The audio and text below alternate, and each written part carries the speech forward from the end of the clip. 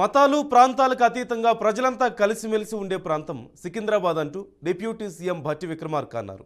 ప్రజాస్వామ్యంలో గెలుపు ఓటములు సహజమంటూ చెప్పారు. సికింద్రాబాద్ బూత్ స్థాయి కార్యకర్తల సమావేశానికి ముఖ్య అతిథిగా భట్టి విక్రమార్క హాజరయ్యారు. సికింద్రాబాద్ ప్రజల సమస్యల పరిష్కారం కోసం కాంగ్రెస్ నేతలు కార్యకర్తలు కలిసి పనిచేయాలంటూ డిప్యూటీ సీఎం పిలుపునిచ్చారు.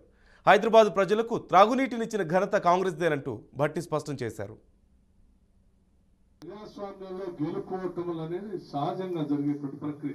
కానీ మన విలువలను కానీ మన ఆదర్శాలను కానీ మన భావజాలాన్ని మాత్రం ఎట్టి పరిస్థితుల్లో పెట్టం. గెలవటం కోసమే మన పార్టీ కొన్ని సిద్ధాంతాలు ఉన్నాయి. ఆ సిద్ధాంతాలు గెలిచినా ఓడినా ప్రజల మధ్య తీసుకుని వెళ్ళి ప్రజలకు సేవ చేయటమే మన పార్టీ యొక్క ప్రధాన ఉద్దేశం. తెలంగాణ రాష్ట్రం కొద్దిమంది చేతిలో బందీ అయిపోయింది.